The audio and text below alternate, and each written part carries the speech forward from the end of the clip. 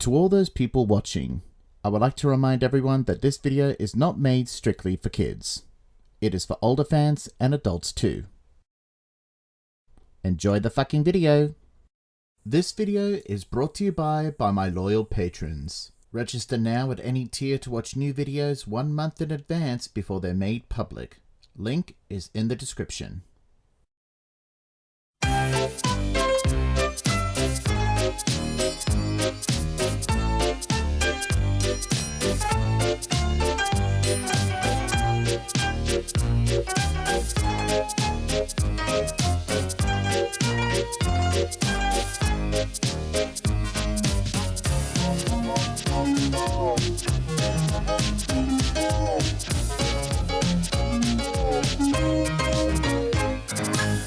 For many years, Trevor the traction engine had been working at the vicarage orchard ever since the vicar had saved it from the scrapyard thanks to Edward helping him. He saws wood, collects apples, and gives children rides around the orchard. Sometimes he would do odd jobs outside of the orchard, and some of those odd jobs would be entertaining people with rides at festivals or fairs. But one day, Trevor was feeling depressed. He couldn't breathe properly. "Your boiler needs mending," said his owner, the vicar, "but I can't afford it at present." "But what about the festival at the seaside village, vicar?" wheezed Trevor.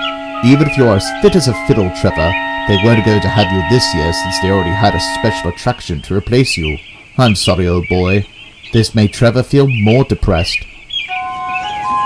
One morning the vicar came to see Trevor. "Cheer up, Trevor. You may be a bit under the weather, but you can manage this," he said. "The farmer has a tree down and wants you to saw it up for him." Trevor likes doing odd jobs, but he was still hurt that he wasn't going to be the special attraction at the Seaside Village Festival. When he had steam up, they went to the farm and set to work in the field near the railroad. Not even the sight of Edward passing by cheered Trevor up. "Hello, Trevor," Edward called. "Hello, Edward," Trevor replied sadly. When Trevor was on a break, he came to see Edward in the yards at his station. He then explained why he was feeling so down. "Whatever they replace me with this year makes me feel useless." "You're far from useless, Trevor," explained Edward. "Why would the farmer want you to saw his logs? Because you're still useful to those who do." This perked Trevor up. Thanks to Edward, the idea of him missing out on the village festival was cleared out of his mind, and he was enjoying his work of sawing wood. He later saw Edward passing by with some empty trucks bound for the clay pits. But before he could whistle to Trevor, the line seemed to wobble under him. "That feels like a loose rail," he thought. "We better tell the workmen about it."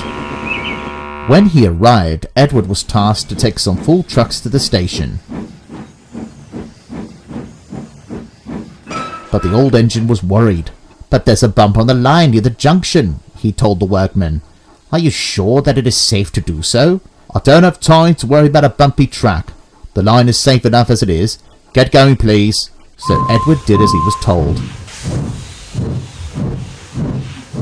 At the field, Trevor had finished his work and was dozing in the sun before he was to head home. The wind had dropped and he was feeling comfortable. It seemed no time at all before he heard Edward coming back. He was nearing the loose rail. Trevor whistled a cheerful greeting. As he watched Edward passing by, it happened. 3 of Edward's trucks had been derailed from the bad piece of line that he had felt that morning. The guard, safe in his van, blew his whistle, but Edward, far in front, didn't hear it and hurried on without realizing it. Trevor was closer to the van and he heard the whistle, and then he blew his whistle loud and long, enough to attract Edward's attention. "Stop, Edward! Stop!" "It's Trevor!" he cried anxiously. "Something must be wrong!" He applied his brakes and his fireman raced to see what was the problem. He didn't need telling when he saw the trucks. "Phew!" he remarked. "It wasn't Trevor that needed help. It's us." Help was soon called and the breakdown gang came to clear the line. The workman whom Edward had told about the line earlier was embarrassed for not taking the warning seriously and apologized to Edward, and soon the line was mended. That evening, Trevor came home when he saw the fat controller waiting for him at the shed. Thank you, Trevor, for telling Edward about the accident.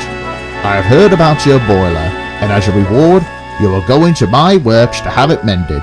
Would you like that? Oh, sir, thank you, said Trevor happily.